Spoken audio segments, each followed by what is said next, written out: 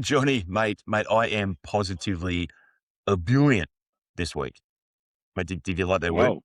Wow. Ebullient, mate. It's the word of the week. You know, I pride myself on expanding your vocabulary, mate. So you can take that one away from today's show. Um, and mate, why? Well, mate, first and foremost, how about that weekend of football, mate? It was absolutely wild and woolly, mate. It started on Friday night. We got to witness Cody Walker turning into a donkey before our very eyes. Mate, the next day on Saturday, Saints bounded to a famous second victory over the hapless Tigers. And mate, it was all capped off on Sunday in that frenetic Newcastle Dolphins game, mate, with Dylan Brown, mate, calmly stepping up and slotting the winning field goal to break the Dolphins' 7-game winning streak. However, the biggest reason, JC, mate, last week in the Grapple, I had a mini meltdown of sorts. I was bemoaning the state of my beloved Parramatta Eels. And mate, they did the most Eels thing possible, and they actually stepped up and had the most unlikely victory against Manly. Mate, I literally don't know what's going on with this team, but mate, I was happy to take it. And mate, it was headlined by that pass from Dylan Walker. Mate, I know there's a little bit left of the season, but if we get a pass as good as that, mate, I'll be very surprised. It was absolutely phenomenal. But but more than anything else, JC, mate, it is one of the best weeks in the NRL calendar. Mate, it's Origin Decider week. Now, I don't want to seem as though I'm being disloyal to my Blues here, mate, but Origin is at its absolute best when it goes into its deciding game 3. And, mate, when that decider's played at Suncorp, mate, it's even better. So, mate, ebullient, excited. Mate, I can't even think of any more descriptive words, any more adjectives. Mate, how are you? Are you up and about? Yeah. G'day, Noz, and hello, listeners. Yeah, great choice of word, Noz. To be honest, I've never heard of that word before. Um, on my side, mate, I'm going to be honest. I'm a little bit tired. I've been getting up pretty early the past few mornings watching the World Cup. Obviously, including that Socceroos heartbreaking loss to Egypt early Saturday morning. What a cruel way to bow out going down in penalty shootout. But look, I'm yeah, pretty proud of the Socceroos, the way they performed during that tournament, and yeah, good to see we've probably got a few young guns that really shone on the world stage. So well done to the Socceroos. Back to the NRL, mate. I should give you a little bit of credit, mate. I'm I'm pretty sure. Did you tip the Eels last week, or was that the week before? I can't remember, but either way, mate. I was genuinely happy for you when the Eels got over the line because yeah, it's probably been a little bit coming. That was a pretty good win. No doubt we'll digest that a little bit later. And as you said, I can't wait for Origin on Wednesday night. I've got everything crossed for a Blues victory, so fingers crossed that can come off. And as always, mate, over to you, Captain Noz, for the first hit up. Yeah, mate, you probably saw from my reaction that I didn't tip Parramatta. In fact, if you No. go back and listen to the tape, you'll find that I actually said that they'd be lucky to keep it within 20. Mate, I've never been more happy to be hopelessly wrong, though. Now, in terms of this week's show, mate, speed round, I mentioned the fact, mate, there was plenty going on over the weekend. It was a short round, but breakneck, absorbing, mate, plenty for us to get our teeth into. What caught our eye? Again, in a similar vein, mate, we've got 3 good ones to talk about. The Grapple. Well, Johnny, this is the centerpiece of this week's program. Mate, this is it. It is Origin do or die. We're going to give our thoughts on the game and come up with our final predictions. The round preview, we're sort of starting to get back to full rounds, which is great. Gives us more opportunity for cretinism commentary. And mate, freeballing. Now, freeballing was interesting last week. It was a bit of a Mel Brooks free-for-all. It probably just confused everybody. Mate, it's coming back to you this week for some sanity after last week's lack of focus. So I don't even know what the topic is. I'm looking forward to it as much as the listeners are. But on to speed round, Johnny. Let's go. I feel the need for speed. Ow! I feel the need for speed. Okay, Panthers versus Rabbitohs. Well, mate, the biggest story from this game was Cody Walker's ridiculous sin binning, but it shouldn't be. Mate, the real news should be Souths confirming their status as the great pretender for season 2026. Mate, they scratched their way to be within range at halftime, but then in the second half, mate, the red and green put in an error-ridden. I was going to use the word lethargic, but that's probably a compliment. I'll probably use the word piss poor. Mate, their effort in the second half was just diabolical. Mate, they were lapped by a Penrith team who looked like they were starting to rediscover some of their ruthlessness. And mate, how about our man Milky Jenkins? Mate, another 2-try haul. People are starting to mention the name Dave Brown and his record of 35 tries in a season. Mate, the way that Milky's going, it looks like he's going to score about 65.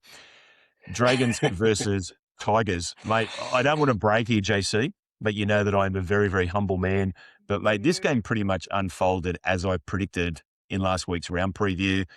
Mate, the Tigers, mate, the poor old Tigers, they never really hit their stride. They tried really hard, but mate, they're playing with absolutely no cohesion at the moment. The Dragons, on the other hand, mate, nobody's going to mistake them for the 1994 Canberra Raiders, but mate, they're making slow but steady improvements every week. Mate, that said, again, we probably don't want to overstate this game. The West Tigers actually held the lead until about 13 minutes out when Val Holmes crossed. He followed that a few minutes later with another 4-pointer, but that pretty much sealed the game. And there was an exclamation mark at the 76th minute with Matt Feeney. But, mate, overall, big congrats to the Big Red V. Maybe, just maybe, that little black cloud that's been bedeviling them all season is starting to clear.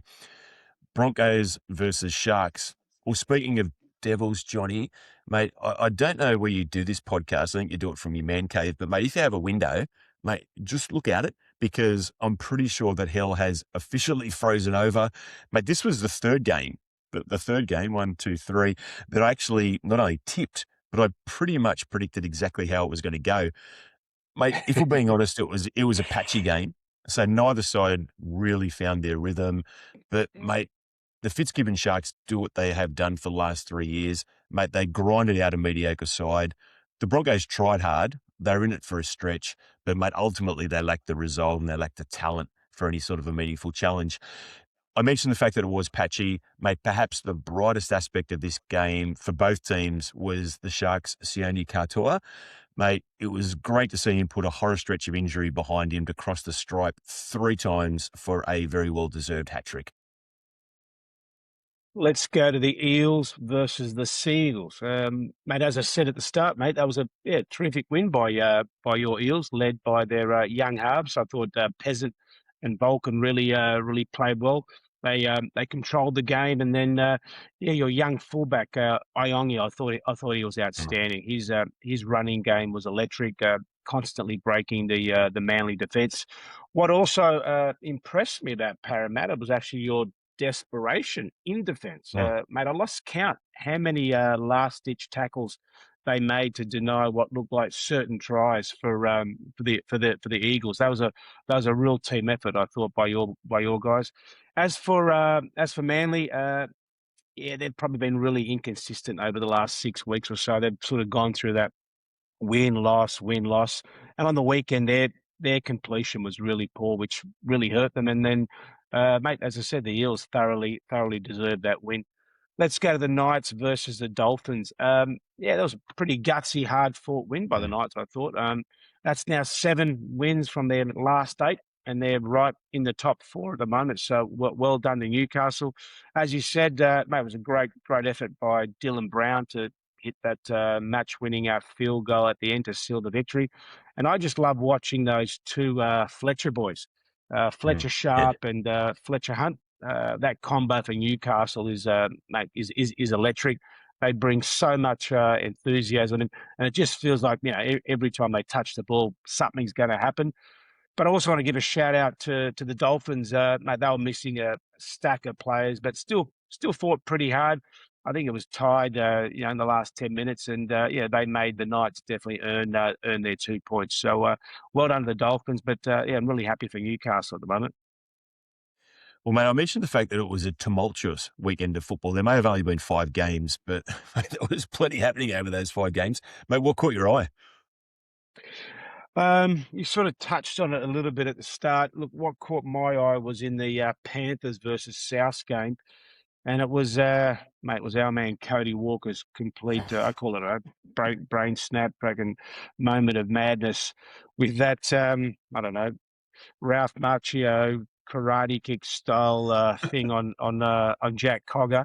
I know you thought it was a little bit soft, but yeah, it was pretty stupid, and it was obviously very costly. Mate, not only did it wipe a South's try from them during that passage of play, when Cody was in the bin, then obviously, as always, Penrith scored a try and got to the lead. So, yeah, pretty dumb from Cody Walker. I thought this guy's ability to control his emotions is not great, but it just feels like as he's getting older, a lot more people are getting under the skin of Cody Walker, and as I said, it just feels like it's getting worse as he ages. And the thing with Cody is that with all their players out, he's obviously their senior leader. He's actually probably been their best player the last month, that he's got him a few victories. But that little moment of madness on the weekend was absolutely stupid. I call it dumb with a capital D. And I think I read late yesterday afternoon he'll miss a game. So not good for Cody Walker, and mate, definitely not good for South because they're on the fringe of that 8. And to be honest, I sometimes struggle even to think how they're even in the 8. But mate, they're still there. But they still need Cody Walker if they're going to make a bit of a run. So yeah, dumb Cody Walker. Mate, I love a metaphor, and I mentioned it in the introduction. In the Disney scene, when they actually go to the land of toys in Pinocchio, mate, he reminded me of Lampwick, the misbehaving kid that turned into a donkey. It was absolutely ridiculous. But you might like this one too, Johnny. Mate, remember when we were youngsters, the cartoon Hong Kong Phooey? Mate, it was a little bit like that. Mate, and it was also the dumbest of cartoons, so it was pretty apt. It probably relates to the dumbest of acts from Cody. But that's not what I'm going to talk about, Johnny. That's just a momentary ridiculous tangent. Mate, I've got a couple of things. Mate, the first thing was the thing that was probably most noticeable across the round. And mate, that was the distinctive arrow shot try celebrations. Now, mate, I know now that it was to raise funds for Jai Arrow, but when it started in the Friday night game, Penrith versus Souths, mate, Dylan Edwards scored and he did the try celebration. I thought, oh, that's different, but it looks pretty cool. Then Liam Henry scored and he did the same thing. And I'm thinking, well, maybe this is something that Penrith have pre-planned. But then for South's first try, and Corsi did it as well. And mate, I thought I was in the twilight zone. I thought, what if both teams actually coordinated their post-try celebrations? Thankfully, Dan Ghanaian commentary actually stepped up and explained it to me. So, mate, kudos to the NRL and to the players. It's a great initiative to raise funds and raise awareness for Jai Arrow. But, mate, I did have a couple of favourites for the celebration. Mate, the first one was Milky Jenkins when he scored his first try, which may or may not have been a double movement, Johnny. But, mate, he sprung to his feet. He fired his arrow up into the crowd. Mate, he threw his arms out and he yelled to the crowd. Mate, it reminded me of Gladiator. Are you not entertained? Mate, I loved it. And the second one, it was probably their highlight, actually, on Saturday night with the Broncos. Mate, Dean Mariner. It's actually great to see Dean back. He's had a pretty rough trot with his own battles with injury over the last couple of months. But, mate, after he scored his try, he stepped up. Mate, he coolly pulled his arrow out of his quiver and, mate, he fired it implacably across the field. Mate, it was like it was Hawkeye from the Marvel movies. So, mate, I absolutely loved it. Mate, the second thing that caught my eye, and again, I mentioned this in the introduction, but, mate, how about that pass that Dylan Walker threw? Mate, it's one of those things that, mate, rugby league is such a quick game. It's such a violent game. Everything happens in a blur, in a very quick moment. But, mate, sometimes you just see something and it just is amazing. Mate, that pass he threw to Kelma Tuolungi for Paris' second try, mate, it not only bamboozled Tommy Trbojevic, mate, it absolutely bamboozled me. I had to watch it about 3 times before I worked out what he'd done. Now, it does defy my measly ability to describe it. So I would implore everybody, if you haven't seen it, mate, just go back and watch it. It was absolutely breathtaking. So well done, Dylan Walker. Mate, more of that, please, over the next few rounds. Okay. Now, I mentioned this, Johnny. It's do or die for us here, mate. We are on to the grapple.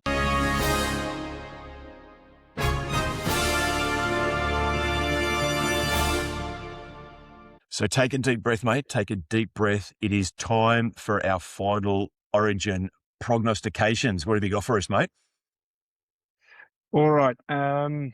probably when I first started thinking about this, I think probably the first thing that came to mind. I think this is probably the Blues' best team of the three games. But look, we've said that before when New South Wales looks, pretty amazing on paper.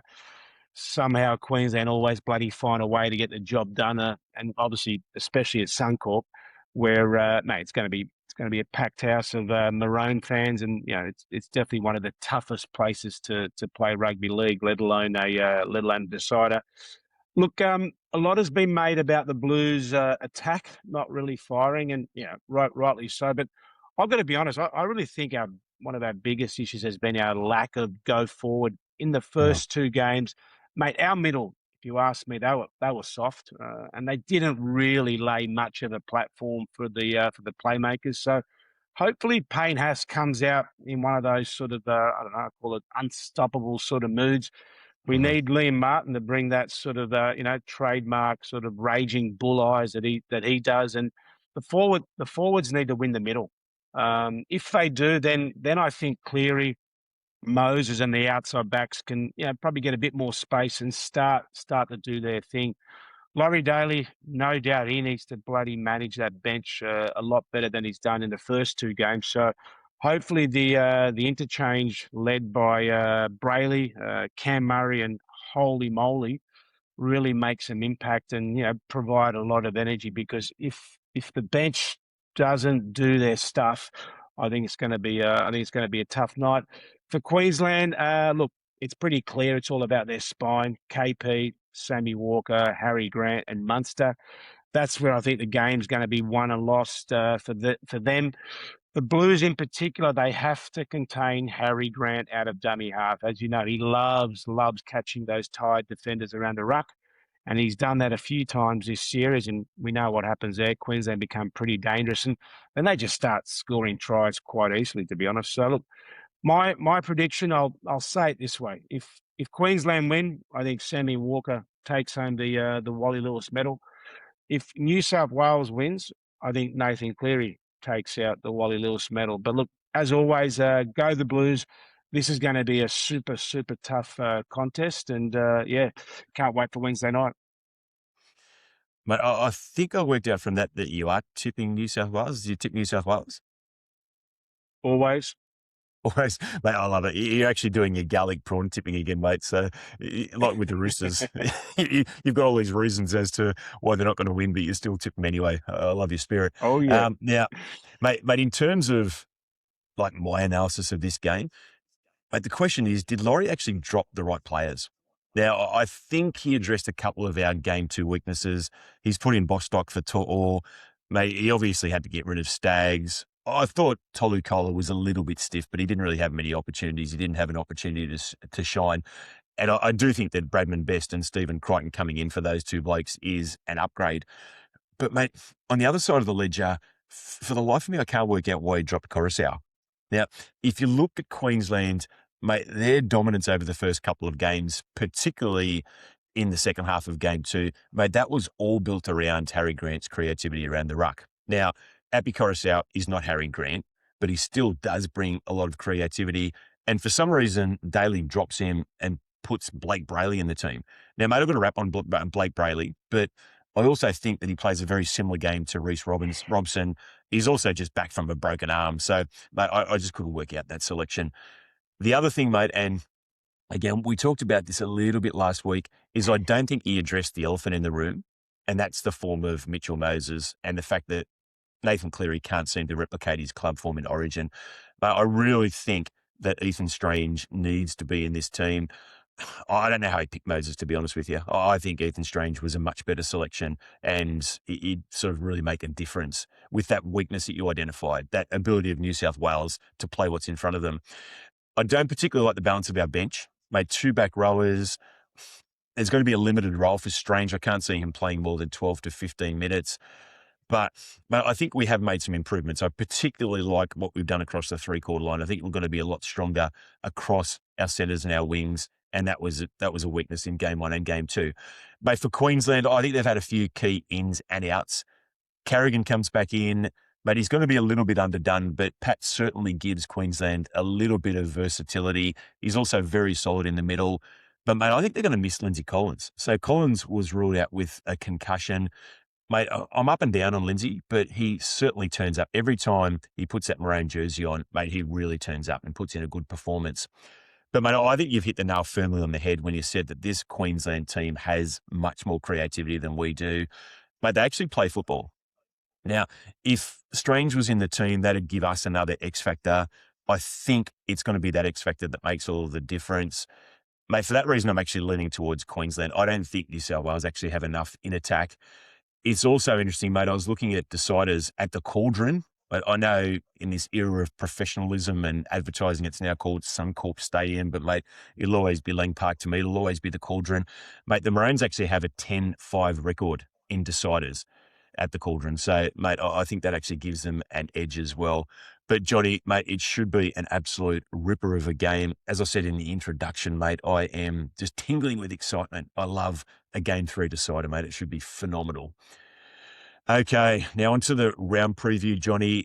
Next weekend, Origin's going to be in the review. We're going to get back to a degree of normality, working towards September, October. We also have a really special game of the round this week, mate. We're going to see that very soon. But kick us off, mate. Kick us off with our round preview. All right, let's start with the Tigers versus the Warriors. I came across a pretty damning stat about the Tigers. If you look at their season to date, they started the season pretty strongly. They won 5 of their first 8 games, which is pretty good for the Tigers. But since then, the last 9 games they've played, they've lost 7. So clearly they've fallen off the horse, and I think at this point in time you can probably rule them out of making the top 8. The Warriors, on the other hand, they're coming off a bye, so I think they're going to be pretty fresh and ready to go. Mate, they'll be too strong here for the Tigers, even though they're playing in Oz. So I'm expecting a pretty convincing win from the Warriors.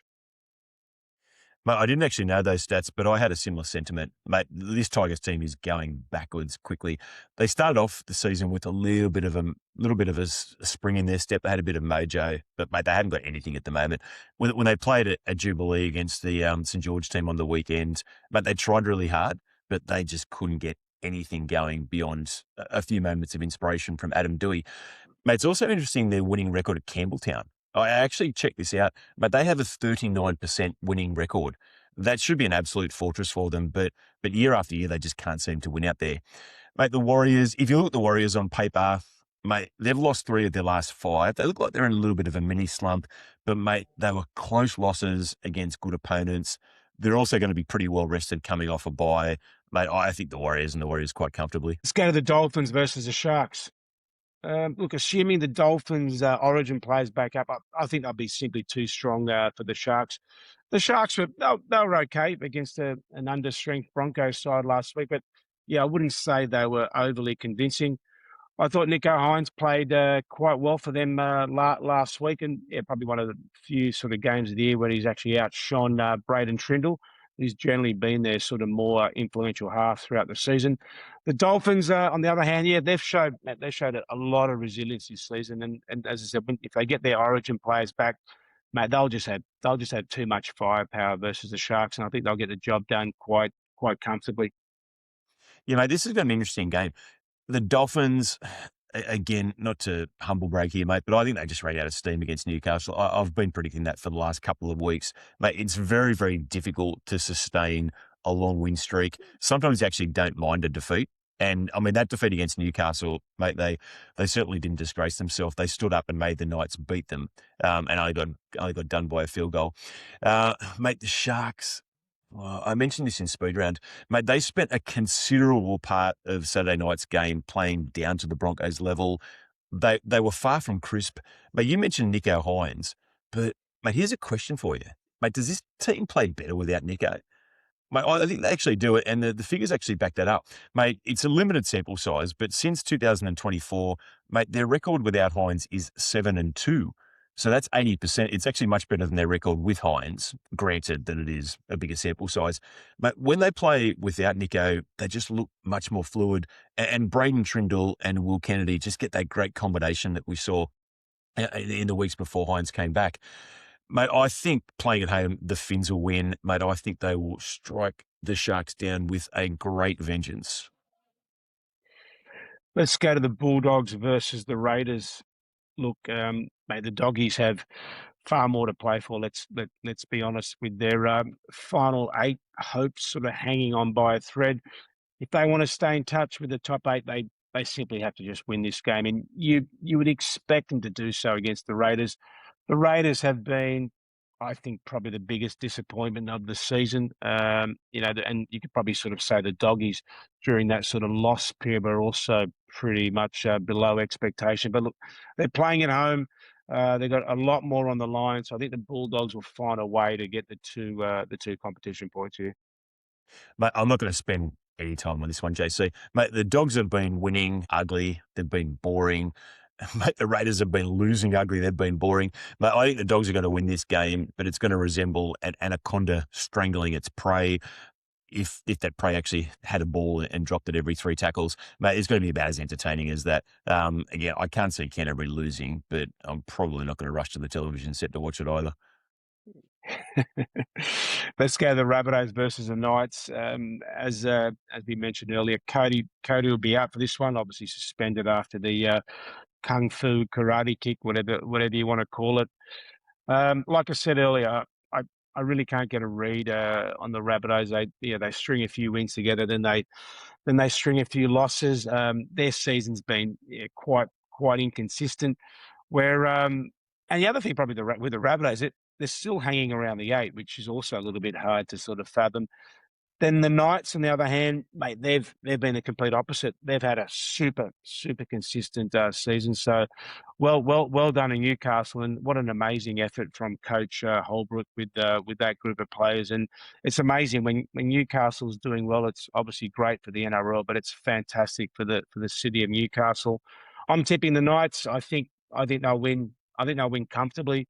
I think their confidence is pretty high at the moment. And as I said, I just love watching those two Fletcher mullet-headed boys play. They just have such creativity. And as I said, every time they touch the ball, it just feels like something's going to happen. So, yeah, up Newcastle. But you mentioned the fact that you can't get a read on Souths. Well, mate, let me give you that read. They are pretenders. I said it a little bit earlier in speed round. Mate, they're lingering around the bottom stretches of the 8. But, mate, I mean, the story on Thursday night was obviously about Cody's idiotic act. But, mate, that's not South's problem. I mean, that's far from being South's problem. Mate, the problem is, and you've heard it here, guys, they just aren't very good. And, mate, the biggest disappointment this season, I was looking forward to how he'd go in a new setting under Wayne Bennett. But, mate, Dave Fafita, mate, he looks like he's entered the Dave Taylor phase of his career.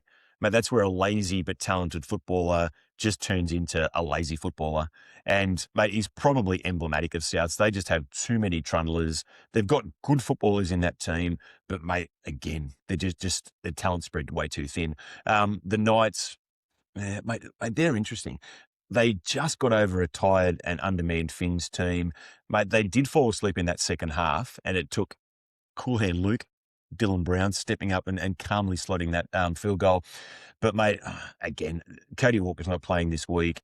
I just don't think South will have any attacking coordination or firepower. I think the Knights will get the win. Let's go to the Seagulls versus the Cowboys. We're probably starting to see a few cracks appear at Manly. Their form has been pretty patchy over the last month or so. And they just lost their consistency. Whilst the Cowboys, they're coming off a confidence boosting last win versus the Panthers. But as we know with North Queensland, you just never quite know what team's going to turn up. Mate, at their best, they can probably beat most teams, but they've also produced some pretty ordinary performances this season. I'm tipping Manly. They're playing at Brookvale. I think they can get the job done. I tell you what, if they don't, I really start to think that their top 8 hopes start to really look a little bit shaky, and probably the pressure's going to be on if they can make the 8 at the end of the season. Mate, I'm a little bit like you here. I'm tipping the Manly team, but mate, I'm just tipping them because they're playing a brookie. Mate, they were garbage on Saturday. mate, for the first 50 minutes, they couldn't get out of their own way. But at the very least, there was a way to get out of. Mate, in the last 30 minutes, mate, the Eels dominated them. They were absolute passengers in that last 30 minutes. But, mate, they just couldn't stop Parramatta. Now, in terms of North Queensland, mate, I'm probably as guilty of this as anyone. Mate, we're always bagging the Cowboys for their terrible away record. But, mate, here's the thing. When you take the away games in Queensland, mate, they've got a pretty good a pretty good record in New South Wales. It's actually 50% for away games outside of Queensland. So, mate, I'll give the Cowboys a puncher's chance. Mate, I'm looking at them maybe as being a smoky. I probably won't end up tipping them. Sort of Fortress, Brookvale, again, Manly, up and down. I think they're going to be a little bit more up this week. But, mate, again, it's tempting. I'm looking at the Cowboys, but I'll probably go for the Sea-Eagles. Let's go to the Storm versus the Titans. Look, I'll keep this one pretty short and sweet, mate. If Melbourne's Origin boys back up, they should win this one in a cakewalk. I've got to be honest. I keep hearing the Titans are turning the corner, but mate, they are way off where they need to be. I had a look at their wins on the ladder yesterday. They've had 4 wins this season, so let's be honest, it's going to be another tough and disappointing year for the Gold Coast. So the Storm, they'll just win quite comfortably with all the class of their Origin players backing up. Mate, I'm sure everything looks great in preseason for the Titans, particularly when they're looking forward to a new season and a new coach. And, mate, not only that, but they unveiled those Schmicko throwback Chargers jerseys. But, mate, you're right. It's been more of the same. They're making up the numbers. Mate, I was trying to think of what the Titans would be like, but mate, I couldn't even come up with anything. It's not like being a Parramatta fan. As I said, being a Parramatta fan has highs and lows, but at the very least, we get some highs. Mate, this Titans team, year after year, they just do nothing. I'm looking at the Storm, though. I mean, I'm going for the Storm in this game, but I think they came thudding back to earth a few weeks ago against Manly JC. Mate, they were outgunned. They were out-enthused. They were ultimately flogged by a Manly team, which actually subsequently came out and got done by Parramatta. So that effort for the Storm looks worse after last weekend. But I'm going with the Storm. Again, you couldn't possibly tip the Titans down in Melbourne, but I think it's actually going to be a close one, to be honest. All right, let's go to the game of the round, mate. This is me against you. Here we go. Here we go, Johnny. The Roosters versus the Eels. Look, I'll say it again, and I want to give you a wrap. I thought the Eels were outstanding last week, especially after a pretty shocking last month or so of football. I've mentioned it a few times. The Eels have been absolutely diabolical in recent weeks. But look, good to have a win. They came off a 5-loss losing streak to beat the Eagles. The big question is, as always, mate, can they back it up the following weekend against my boys? Mate, I'm not so sure. I think obviously a lot will depend on the Roosters players returning after Origin, which ones actually do. If most of the boys come back, I just think the Roosters will just have they'll have too much class. I don't think it'll be a blowout, but I do see that my boys sort of controlling the game quite strongly, and I think the Chooks will get the 2 competition points, and hopefully keep cementing that top 2 position. And the other thing I'm looking forward to is I'm predicting Marky Mark to bag a double. There you go. Mate, I'm going to be uncharacteristically vulnerable here, mate. I'm just going to sort of talk about my inner feelings. Mate, I have Roosters PTSD. Mate, I can actually remember rushing up to the Century Tavern. Remember the old Century Tavern above Hungry Jack's in George Street? Mate, we had a work dinner. This was around 97 or 98. Mate, I rushed up to the Century Tavern to catch the end of an Eels Chook Friday night game. And, mate, then looked at the score and was just hopelessly depressed by yet another red, white and blue flogging. Mate, for the better part of 30 years, mate, Parramatta have been dished up by the Roosters. I was hoping that last week would be something to build on. I think it still might be, but, mate, this is a tough out for Parramatta. They just don't match up particularly well against the Roosters, particularly all that red, white and blue firepower across the 3-quarter line. We were okay, but in that first half against Manly, mate, we still had a lot of defensive deficiencies. Mate, despite that stirring victory last Sunday, mate, I can't see us winning against the Roosters. I think it's pretty typical. It's normally like 32-12 or 36-8. So, mate, I wouldn't mind betting it's going to be another score like that on the weekends, as loath as I am to say it. Okay, now, mate, last week's free balling has been a little bit of controversy. Mate, we're going to talk about it in Vox Popping, so I won't steal the thunder for that particular segment. But, mate, it's certainly tilted it off our axis. Mate, we need you. We need you to bring us back into alignment this week, mate. What have you got for it? 'Cause I'm free ballin', yeah. Free ballin', ooh, free. All right, Noz, I'm gonna stick with this week's origin theme and talk a little bit about the decider. All right, you know I love my rugby league history, and I don't mind looking at data and stats. So I thought I'd take a look at New South Wales's record in origin deciders at Suncorp. Let me ask you this question, mate. Do you know how many deciders the Blues have won in Brisbane? Mate, is it 23? Cheeky boy. Mate, we've actually won 3 in 1994, 2005, and 2024. But what's quite interesting in this pattern is that in all of those 3 series, New South Wales actually won game 2, meaning they went into the decider with obviously a bit of momentum and a bit of confidence. Mate, I'll always remember 2005 series where, Joey Johns pretty much put on a masterclass, especially in game 2 where he pretty much tore Queensland apart by himself. Then there was 2024 more recently where game 2 was played in Melbourne. And you remember, mate, New South Wales put on a clinic. I think at half time we were leading 34-0. And, obviously we won that game quite convincingly. But this year's series feels completely different because even though New South Wales won game 1, mate, let's be honest, without Kalen Ponga's send-off, Queensland probably wins that game. And then in game 2, mate, Queensland, mate, they completely dominated us, particularly in that second half to level the series. So now the Blues head into a series decider at Suncorp without the momentum that they've had in every previous series where they've won the decider in Brisbane. So, mate, history says it's going to be a pretty massive challenge. Mate, it's never been done before. New South Wales winning the decider, having lost game 2. But look, let's see if they can break the hoodoo this Wednesday night, and obviously we're about to find out. But as always, go the Blues. Mate, that was great. We talked about you putting things back on the axis. Well, you certainly did it with that.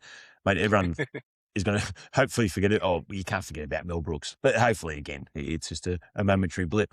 Now, mate, speaking of that, we are into the outro of the show, but we're not going to go there before we get to Vox Popping. Mate, last week's show, there were a couple of polarizing sections, and these actually led to some pretty choice Vox Popping comments. We've already mentioned it a couple of times, but my Mel Brooks freeballing section, mate, that went one of 2 ways. It led to a marathon texting exchange with a friend of the program, Johnny Croak. Mate, that was fantastic. It was one of those meandering threads that somehow encompassed the scene in Blazing Saddles where the black sheriff rides into town, Mel Brooks's Hitler rap.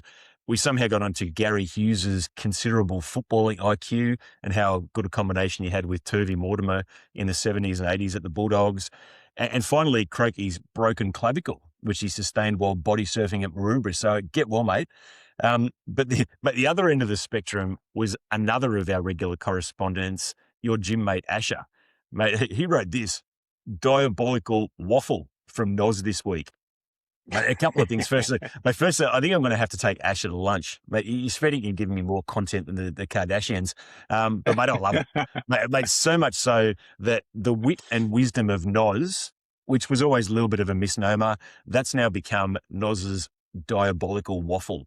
And my brother-in-law, Doug, is even helping me with the new title card. So Asher, a big thumbs up for that one. But there was another section of last week's show, Johnny, that also caused a little bit of comment. And that was my statement that Jason Taumalolo was the greatest cowboy ever over another great cowboy, JT, Jonathan Thurston. So both Johnny Craig and Asher made comment about that. Mate, I do stand by it, though. I mean, if you look at it, Jason has had 300 games in a North Queensland jumper. Mate, I actually also think he was a more unique and impactful player. I'm not saying that Thurston wasn't good. Thurston was undeniably awesome. But, mate, he's one of 4 great halfbacks in the last 25 years. Johns, Cronk, Cleary. Mate, I really think Jason Taumalolo was one of one. So I'm going to stand by that opinion, Johnny. I think that he is the greatest cowboy of all time. But what about you, mate? What have you got for us? Anything from Vox Poppin? Mate, that's a big call, Noz, about Jonathan Thurston. Look, I've got to admit, I did have a mate, and I won't mention his name. He did make a comment about your Mel Brooks piece, or that rant that you went on last week. I think he basically said to me something along the lines of, what did that have to do with this NRL program? But look, I think I just probably just replied back to him with something like, Noz is quite unique. Mate, just on Asher, just to let you know, he's on a 3-month global trip, visiting some interesting places. I think he sent that last message to you when he was in China. And he told me that this week he visits Uzbekistan. So, mate, I can't wait for his next message. So, stay tuned for that. And thanks, Ash, for keep sending through all of your feedback about Noz. Love it. Mate, Asher could be like the St. Paul of NRL offside, mate. He could be spreading the gospel of our program. We could be attracting listeners in Guangzhou as we speak. Now, we have come to the end of the program. As always, thank you very, very much to all of our listeners. Now, a reminder that we do have a couple of ways that you can continue to engage in our content, a couple of ways you can communicate with us. So we've got our email addresses, jc@nrloffside.com, noz@nrloffside.com. So send us your thoughts, mate. And we've also got a couple of new additions. Mate, there's nothing better than middle-aged blokes talking about social media, but we do have a new Instagram handle. So it's at @NRL_offside. This is going to be even worse. We've also got a TikTok, which is NRL Offside. We're on Threads as well. I don't even know how Threads works, but just look up NRL Offside. So if you want to engage with us on social media, again, just make sure you look up those sites. We're going to be trying to put up some content during the week before the shows or between the shows. And as always, guys, please subscribe. If you're watching on YouTube, just click the little follow button. If you're listening on Spotify or Apple Music, do the same. It'll make sure that we hit your feed bright and early each week. So, guys, really looking forward to Origin, really looking forward to giving you our thoughts next week, but we will see you then. Stay well, listeners, and go the Blues.